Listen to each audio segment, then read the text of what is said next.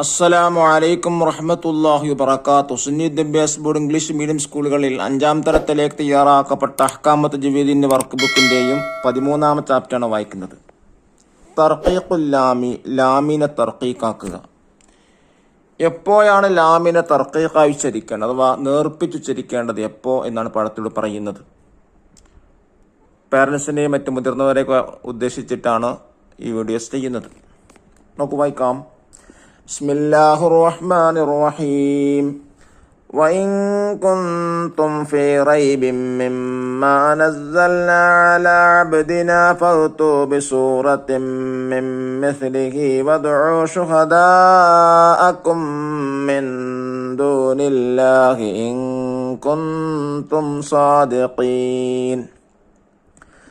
فويل للذين يكتبون الكتاب بأيديهم ثم يقولون هذا من عند الله ليشتروا به ثمنا قليلا فويل لهم مما كتبت أيديهم وويل لهم مما يكسبون.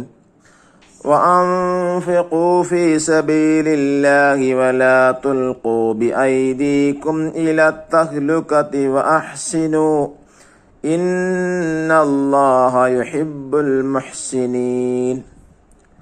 അള്ളാഹു എന്ന ജലാലത്തിൻ്റെ ഇസ്മിന് മുമ്പ് ഫതഹയോ ലമ്മയോ വന്നാൽ ജലാലത്തിൻ്റെ ഇസ്മിലെ ലാമിനെ തഫ്ഖീം ചെയ്ത് ഓതണം എന്ന് നാം പഠിച്ചു.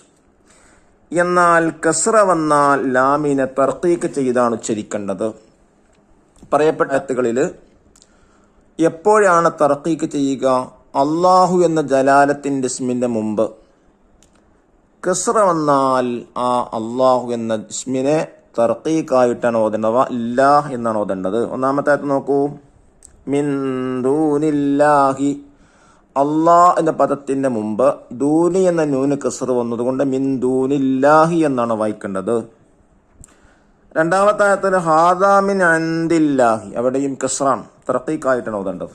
മൂന്നാമത്തെ ആയത്തില് ഫീ സബീലില്ലാഹി, അള്ളാഹു എന്ന പദത്തിന് മുമ്പ് ലി എന്ന ലാമിന് കസ്ർ വന്നതുകൊണ്ട് അവിടെയും തർഖീഖായിട്ട് ഇല്ലാഹ് എന്നാണ് ഉച്ചരിക്കേണ്ടത്. ഫതഹക്ക് ശേഷം ഖുൽ ഹുവല്ലാഹു അഹദ്, ലമ്മയുടെ ശേഷം യതൂബുല്ലാഹു അലൈഹിം, കസ്റയുടെ ശേഷം ഫീ കിതാബില്ലാ, അതിൽ പറയുന്നത് അള്ളാഹു എന്ന ജലാലത്തിന്റെ ഇസ്മിന്റെ മുമ്പ് ഫതഹോ കസ്റോ ആണെങ്കിൽ അല്ലാ എന്നും, ഫതഹോ ലമ്മ ആണെങ്കിൽ അല്ലാ എന്നും, കസ്റ ആണെങ്കിൽ ഇല്ലാ എന്നുമാണ് ഓതേണ്ടത്. ദഫ്തർ ത്വാലിബ് നോക്കി തിരിബാത്തുകൾ ചെയ്യുക. തഖ്സീസ് 1. നഖറ സൂറത്തൻ നൂരി മഅ മുറാഅത്തി ലാമിൽ ജലാല, ജലാലത്തിന്റെ ലാമ് സൂക്ഷിച്ച് നൂർ സൂറത്ത് പാരായണം ചെയ്യുക. 2. നഹ്ഫൽ സൂറത്ത് യാസീൻ 61 മുതൽ 65 വരെയുള്ള സൂറത്തുകൾ ആയത്തുകൾ കാണാതെ പഠിക്കുക. അതുപോലെ ഹദ്ദാദ് റാത്തീബ് കാണാതെ പഠിക്കുക. അല്ലാഹു തൗഫീഖ് നൽകട്ടെ. ഇനി നമുക്കതിന്റെ വർക്ക് ബുക്ക് വായിക്കാം. തർഖീഖുൽ ലാമി. നുജീബ്, ഒന്നാമത്തെ ചോദ്യം, ജലാലത്തുൽ ഇസ്മിലെ ലാമിനെ തർഖീഖാക്കേണ്ടത് എപ്പോൾ? അള്ളാഹു എന്ന ജലാലത്തിന്റെ ഇസ്മിന് മുമ്പ് കസ്റ വന്നാൽ ലാമിനെ തർഖീഖ് ചെയ്താണ് ഉച്ചരിക്കേണ്ടത്. രണ്ടാമത്തത്, താഴെയുള്ള ആയത്തുകളിൽ നിന്ന് ജലാലത്തിന്റെ ഇസ്മിനെ തർഖീഖാക്കിയതിന്റെ ഉദാഹരണങ്ങൾ കണ്ടെത്തുക. 1. വറഅയ്തൻ നാസ യദ്ഖുലൂന ഫീ ദീനില്ലാഹി അഫ്വാജാ, ഇവിടെ ഫീ ദീനില്ലാഹി ലാ എന്നാണ് വായിക്കുക. അള്ളാഹു എന്ന പദത്തിന്റെ മുമ്പ് ദീനി എന്ന നൂന് കസ്റ വന്നതുകൊണ്ട് അവിടെ ലാഹ് എന്നാണ് വായിക്കേണ്ടത്. 2. ومن الناس من يتخذ من دون الله أندادا يحبونهم كحب الله, ഇവിടെയും മിൻ ദൂനില്ലാഹി അല്ലാഹ് എന്ന പദത്തിന്റെ മുമ്പ് കസ്റ വന്നു. 3.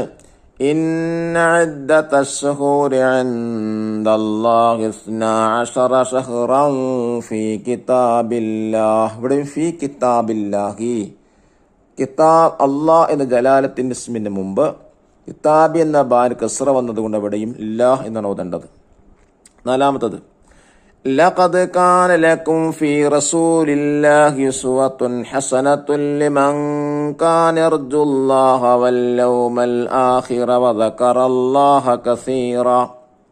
ഇവിടെ ഫി റസൂലില്ല, അള്ളാഹ് എന്ന പദത്തിന്റെ മുമ്പ് റസൂൽ എന്ന ലാമിന് കസ്ർ വന്നതുകൊണ്ട് എവിടെയും ഇല്ലാഹ് എന്നാണ് ഓതേണ്ടത്. താഴെ കൊടുത്ത ആ കോളത്തില് 4 എണ്ണം എടുത്തെഴുതാം. ഒന്നാമത്തെ കോളത്തില് ഫി ദീനില്ലാഹി, 2 മിൻ ദൂനില്ലാഹി, 3-ാമത്തെ കോളത്തിൽ ഫി കിതാബില്ലാഹി, 4-ാമത്തെ കോളത്തിൽ ഫി റസൂലില്ലാഹി.